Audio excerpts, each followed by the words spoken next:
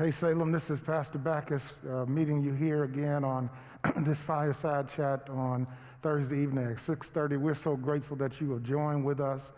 We are blessed by you and your presence, your prayers, and your support, and we are grateful for the encouraging words that you share with each and every one of us as the staff and leadership.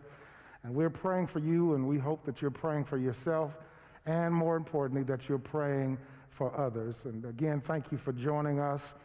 We love you and we appreciate you. We continue to ask for your prayers and your patience as we prepare to reopen for on-site worship. We don't have a concrete date yet, but our new normal ministry continues to plan and prepare.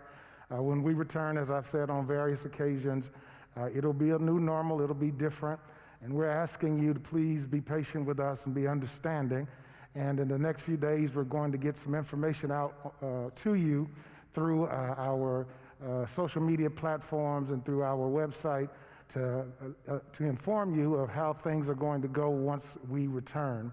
As well, we've sent out a survey to you, and we're asking you to please fill out that survey so we can hear your voice and understand your concerns and know how we can best approach returning to in-person worship. So please do that.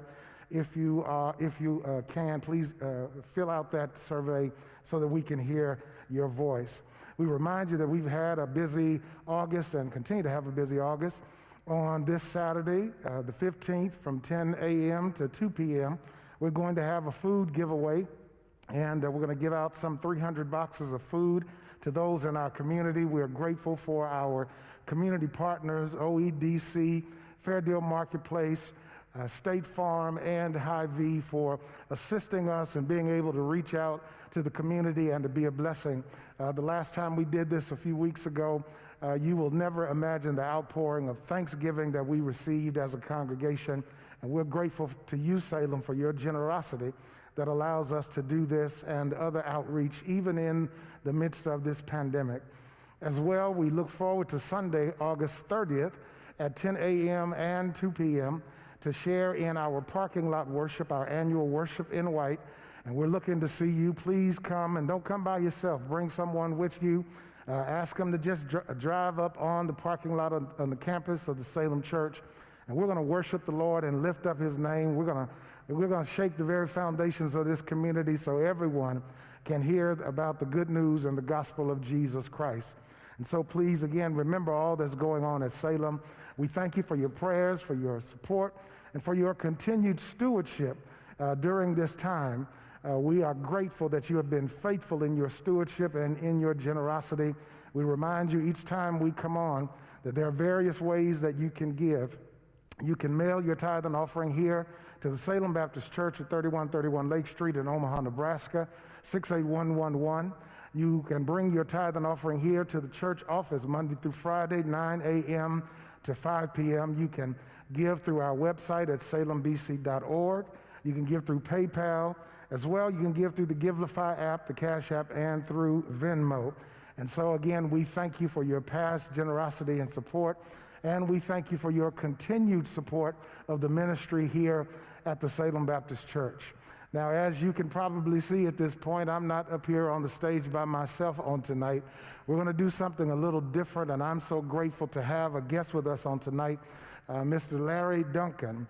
He's a licensed independent mental health practitioner, a licensed professional counselor, and licensed alcohol and drug counselor. He's joining us tonight. He is the Senior Director of Behavioral Services at Charles Drew Health Center here in Omaha, Nebraska. And I want to thank him in advance for taking time out of his busy schedule to come and share with us.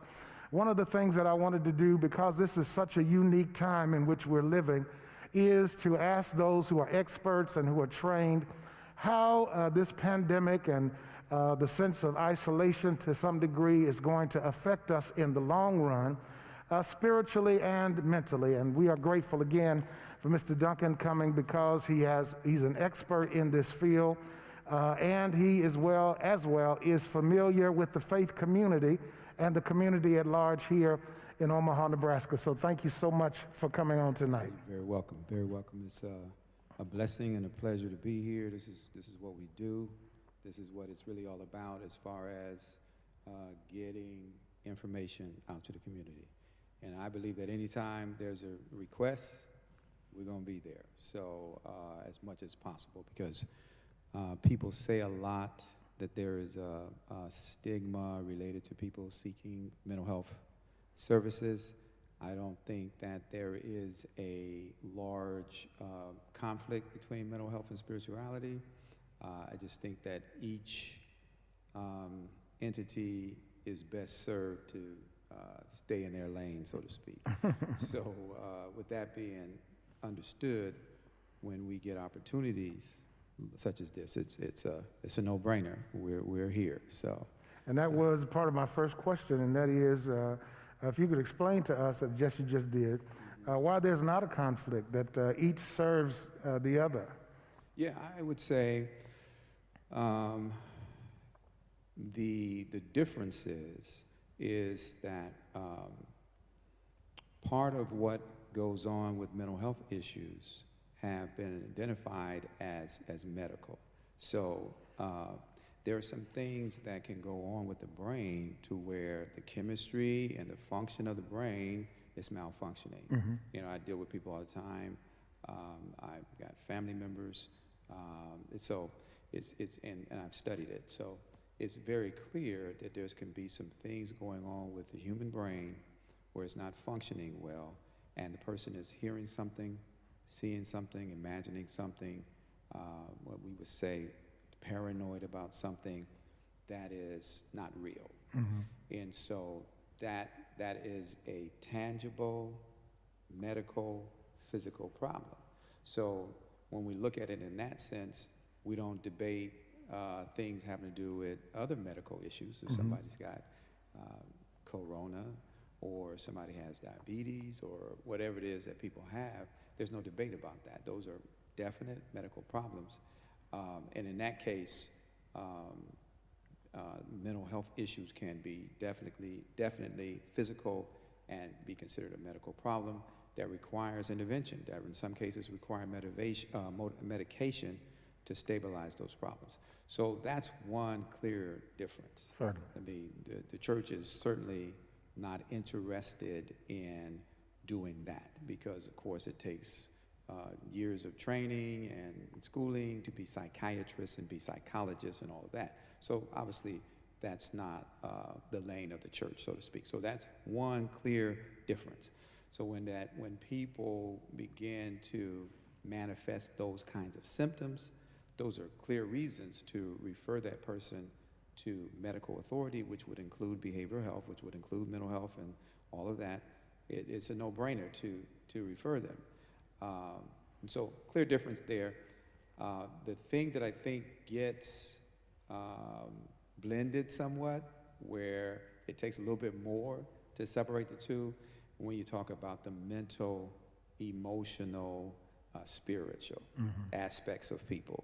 So mental health uses psychological principles to help people when their thoughts are not healthy, or their thoughts are not in their best interest to think the way they're thinking.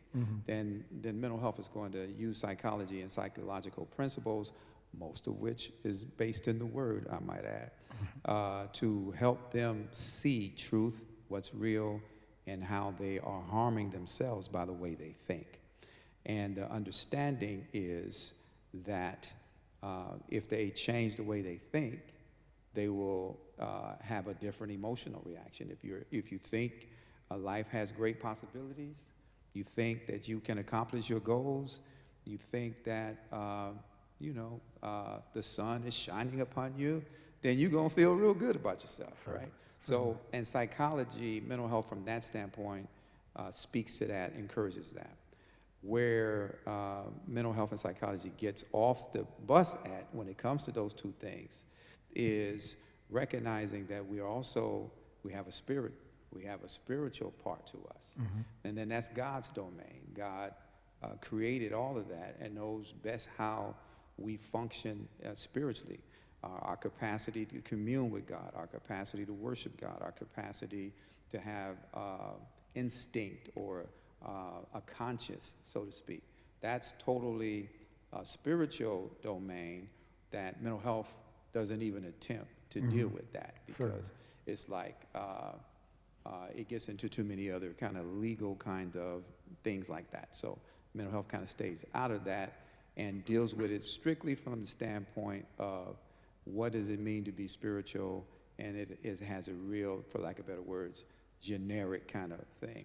But that's where the church comes in beautifully and wonderfully, because the church is ordained by God to speak on matters of God and matters of the human spirit as it directly affects how we think, how we feel, and how we live on a day-to-day basis. So I think from my perspective, as a person who's dealt with it from both ends of the spectrum, my perspective is when I encounter people that have spirituality and maybe they've strayed away from that, maybe they've neglected that, but there is some roots of that with them, I'm gladly going to encourage them to plug back into that and to make that to revive that, so to speak, in their life, because I know it's going to be complete. It's going to make them whole, and they're going to be well with that decision. So in that respect, there's no difference. I think this last point, I think from the standpoint of the church, is when you've done all of the ministry and the counseling, and then you see people have the same pattern and they're repeating, they're continuing to do the same thing, then mental health services can be an aid to help with that, not a conflict, but an aid. So that's some of the differences, and that's some of the things that are in common, I would say. Yeah. Very good, thank you. As well, I think, and you can, this is a question to some degree, that the church can assist in breaking down that stigma about mental health in our community.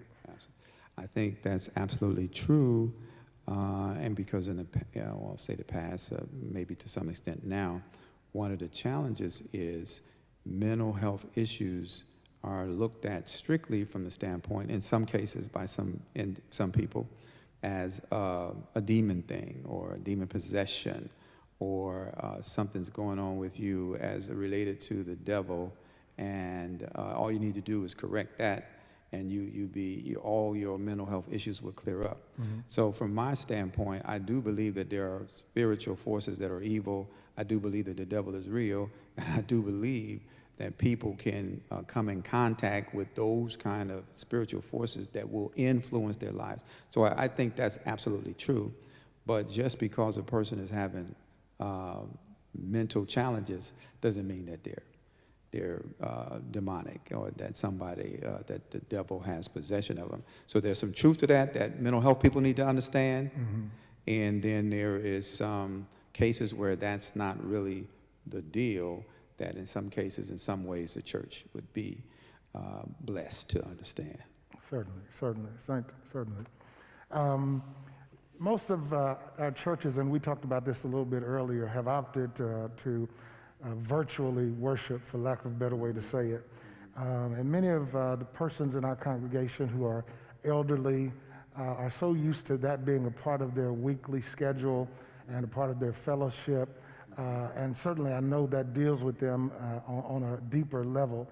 How can we as the church reach out to them to make sure that we can meet their need? Because certainly that is a mental need as well as a spiritual need. And so how can we as the church do our best to reach out to them? Yeah, I in a lot of cases for some of our vulnerable population, our elderly population, some of them are in institutions, so to speak, that they have activity and they have a lot of those things. Some of them are not. But either way, and sometimes with some of the institutions today, that the activities are limited now based on what's going on with the pandemic. So I think one of the things the church can do is identify clear principles, tangible activities that people can engage in on a daily basis that will help with that. And so I kind of broke them down to my 5 C's. And when I usually go down through the list, I get the C's all mixed up and all that. But I know the general principles. But the principles are, we encourage them to stay connected. Stay connected. So no matter if you have to do it virtually, no matter if you have to learn the computer, no matter if because there's so many different programs now that will help them to have internet connectivity and to learn how to do it. So one of the ways, it's like if it's the last case scenario, is to get online and connect with people that way. From a mental health standpoint, we know that if people do not have human contact, and they don't have pets to pet and kids to play with and all that, then their serotonin levels go down. Serotonin is the chemical in our brain that governs our sense of well-being, our sense of fitting in, our sense of belonging, our sense of connectedness. And so when those levels go down, then the person's going to feel sad, and they're going to feel depressed, and they're not going to know why. And once they start that depression cycle, then one of the last things they want to do when people get depressed is go out and be with other people, because I don't want to be around people because I'm not, which just makes it worse. So one of the things that they can do to avoid that cycle is find ways to stay connected. People want to come by and visit, establish some social distance, go to the park, do whatever you can to have some measure of connectedness with other people in your life. One of the things I was thinking about when you invited me was this principle that I've meditated on since we've been in this pandemic, and that is, this is the time where our spirituality is really put to the test. This is a time where what we have been singing about, preaching about, talking about, teaching about becomes really real, because if we don't apply that now, the consequences or the outcomes mentally, emotionally are not going to be good. Certainly. Because there's so many different, that we can't see the light at the end of the tunnel. Stuff going on when the political arena doesn't give us a sense of hope that it's going to change. Things are kind of up and down, and it's just so many things layered on top of each other. Typically, we might have a crisis in the land, but we see the end of it. We can see how this is going to work out. We just have to wait a little while. And this situation is taxing the most optimistic spiritual person to, like, how is this going to come through? You know what I'm saying? I believe it's going to come through, but I really can't see it. So when it comes down to that, it's our spirituality and those spiritual principles that keep us. So connection not only to people, but connection to God, and maintaining that as a center and a foundation. So connectedness and communication, back and forth with other people, that's a part of it. Then I say commitment. Commitment, and you may relate to this, commitment from the standpoint of there are certain things that I've said I wanted to do, and I've always wanted to do them. There's books I wanted to read. There's books I wanted to write. There's poems. There's projects around the house. There's different things that people have wanted to do. And it can be all the way from the biggest thing to the smallest thing. But one of the things they can do is make a commitment to do those things during this time frame, if that makes sense to you. So that would be another principle that we encourage people to do. So I'll leave it with those three right now. But for our elderly population, and for our vulnerable population, and for anybody that's in a situation where you're quarantined and it's going on, there's certain things that you're going to have to practice on a day-to-day basis that's going to keep you from getting too down. Certainly. Which is primarily where you're trying to avoid going. So from music to gardening to another one would be the physical activity. Okay. And to whatever degree that is, it may not be a lot. But if adults continue to move, that's going to go a lot to keep everything going within their system. So those would be some of the things that I would say are necessary right now. Excellent, excellent. Very good, because that's a very important part of our congregation. And so Thank you for that, and we'll try to communicate that as well as best as we can going forward. Now, on the other end of the spectrum, we have our children, our students, Right. and we just saw a few days ago that Omaha Public Schools, along with others, for the first quarter or so, are going to be at home. And so this is a two-pronged question, and we can go back to the second part if you will. The first part is how do we cause our children not to be damaged because of their isolation and separation from other students and their friends? Is there something that we can do to lessen that? And as well, this is the second part of it, since our parents are now not only the breadwinner, they are the person that gives discipline, they're the principal, they're the tutor, they're the teacher. And so how do we balance dealing with our children who are separated, but then with the parents as well? What are some things that they can do to help themselves when all of this has kind of been put on their shoulders? Yeah, I would. I harken back to my military days. I was in the Air Force for a whole entire career, actually, and I think I got an opportunity to practice this principle there quite a bit. But I also think that I learned the principle through the Word and through teachings and my experience in the church. But it sounds simple, but for me, the watchword is problem solving. Okay. So one of the problems with the crisis that we're having right now is people are losing their sense and capacity for problem solving. And when you lose your sense of problem solving, then you feel like there's nothing I can do. This is a hopeless situation. You know, there's every door that I knock on, and every time it looks like, because it looked like they were going to go back to school, looked like that was going to be okay, they can go back to school, I can go back to work, or whatever, and then that didn't happen, so now what? So from a mental health standpoint, once a person gets to the point where they are not allowing their brain to think about possible solutions, you're had, Gotcha. Right? So really, for me, it really don't matter what the situation is. Then what we have to do as a community is we have to collectively problem solve, no matter what the problem is, no matter what the hill is, no matter what the mountain is, no matter if I got to speak to this mountain. That's kind of where I get the whole idea of problem solving. Think about it. If people got together as a community, you know, I got an uncle, I got an aunt, you got kids, this person over here is a teacher, you follow what I'm saying? Let's get a small group together where you will do this on this day, you provide the PT or the PE, I'm going to provide the reading and the literature. We haven't had black studies or black history or a true sense of our history. That's one of the gripes that we have about the school system in the first place. We bringing that in because now nobody can tell us we can't.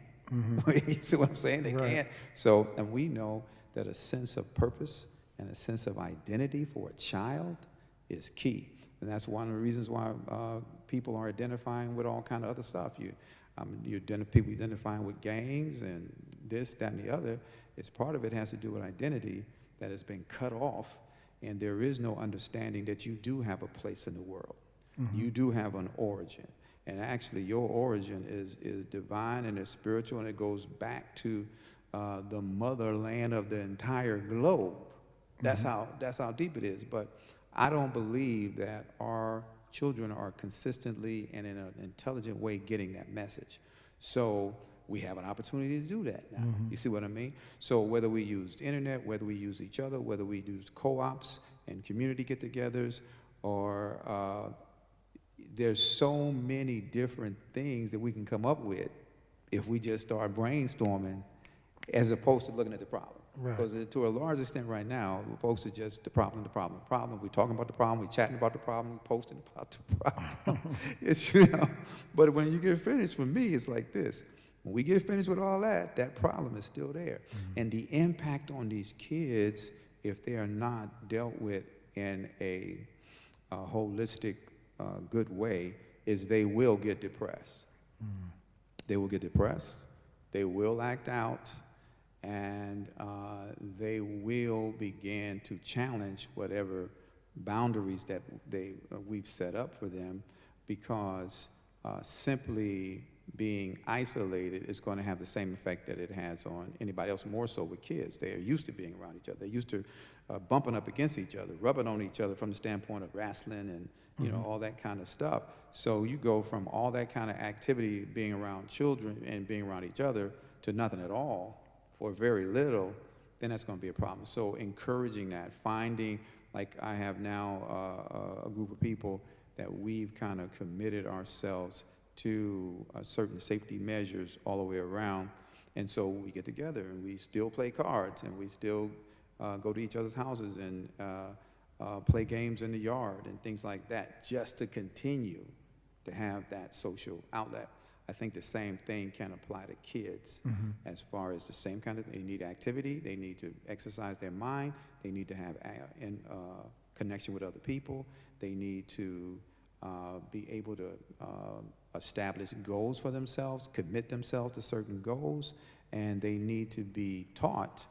But there's so many ways to go about doing that it's not as hard as we think. And one of the main ways is everything is on internet, everything's on YouTube.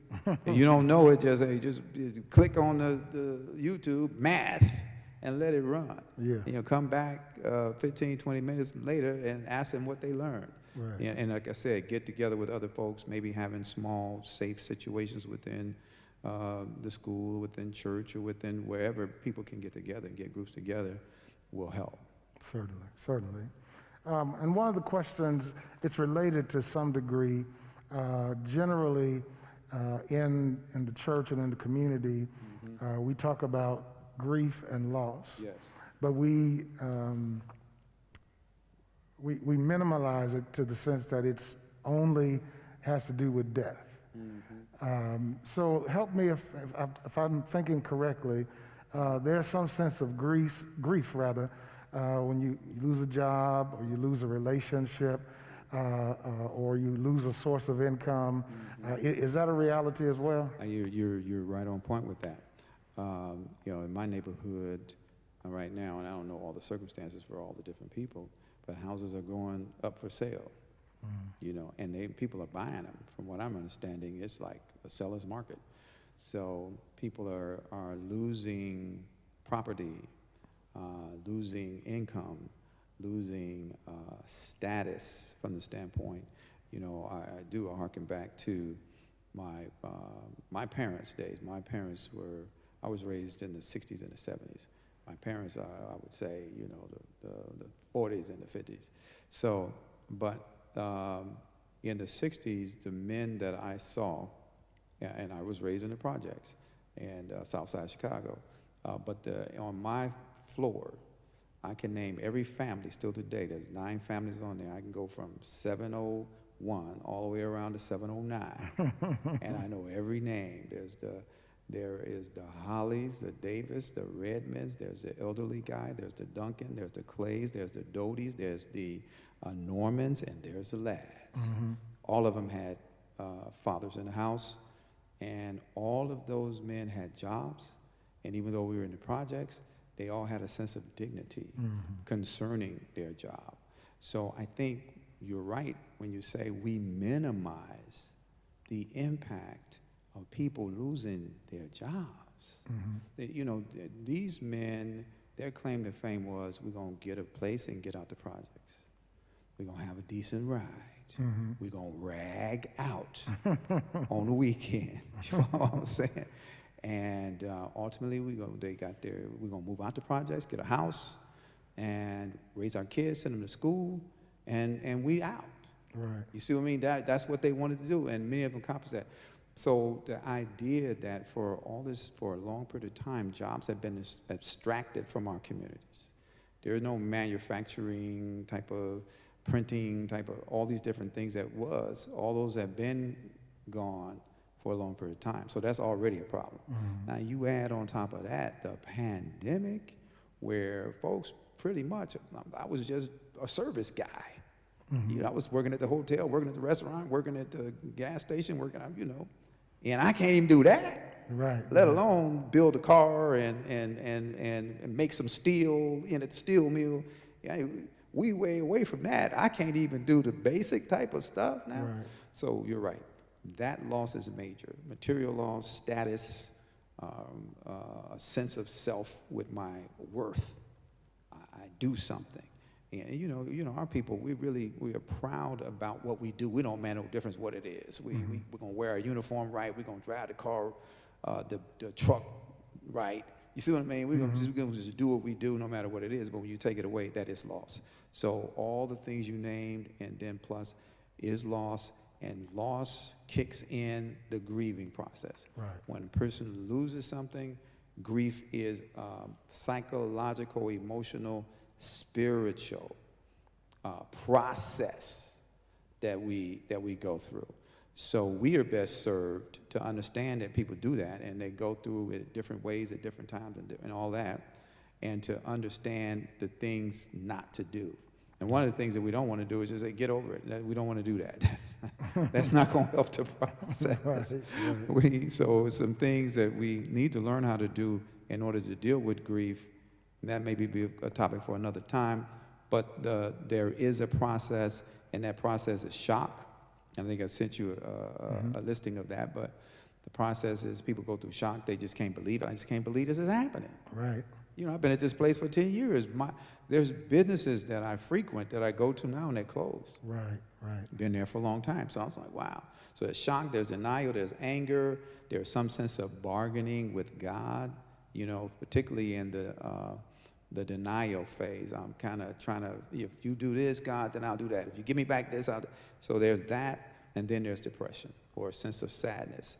And then somewhere in that sadness, because we can't stay there. If you stay in sadness for too long, then it's going to become a habit, so to speak, and it's affect the whole system, because the system is now used to this mood that you're in, which is low.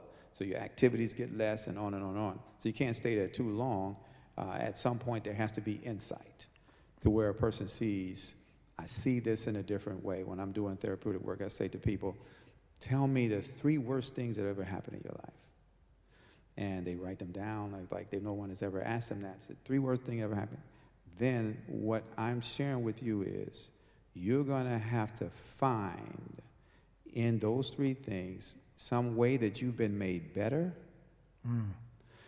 something that you learned, and something that's going to make you stronger. Because then when you think about that worst thing, you're going to think about how you've become stronger and how you become, you see what I mean, and what you've learned.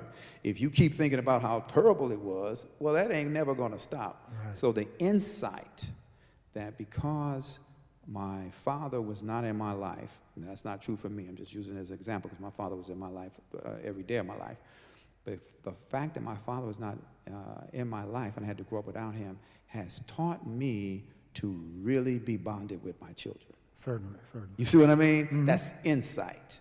And because of that, I become stronger about relationships and attachments and understanding the value of that because of what I did not have.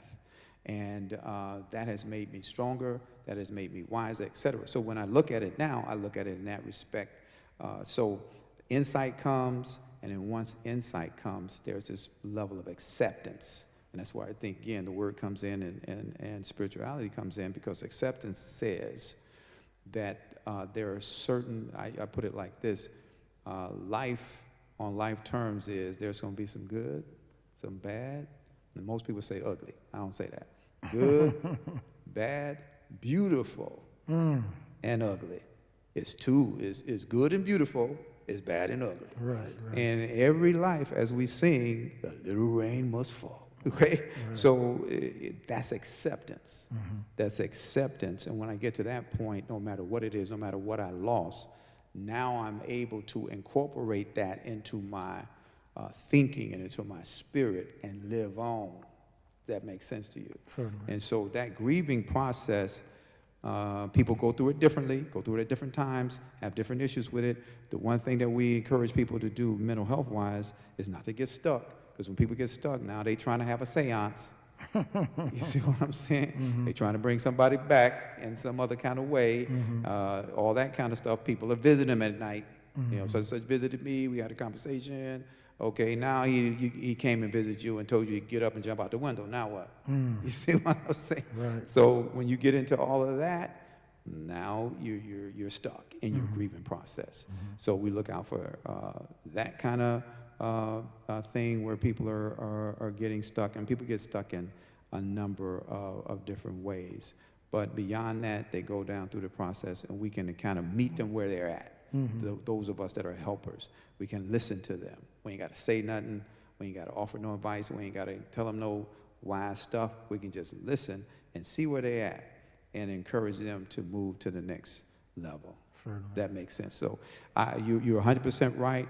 And so with the crisis we're in, grieving is going on across the land. And for our communities, because there's so many different things that lost, laid on top of some things that people have already been dealing with in our communities. So when people look at, you know, what's happening in Chicago now, how could these people be so wild and so far gone? They ain't never just went downtown and just busted into some places in the middle of downtown. Right.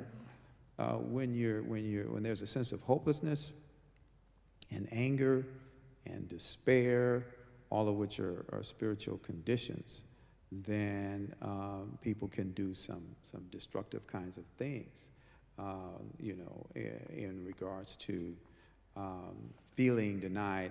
I just think about this last story of being in the project on the 14th floor, looking out into the Lake Michigan, because I could see the lake from my building, right? It was beautiful. I get up there, and I go up there. I live on the 7th floor. I walk up to the 14th floor, see the sailboats and all that lovely stuff going on down there. And as a young kid, you know, 8, 9, 10 years old, inside, I felt like this is a life I'm never going to have. I can see it. I can just about touch it. I could go over to the lake and get real close to it. But for some reason, I knew that this was not meant for me in America. So as a kid, I knew there was a separation. So people who are experiencing that their whole life in the hood or in the hood, in low economical areas where you can see prosperity. You feel what I'm saying? You can see it. There's songs, there's music, there's movies, it's on the TV.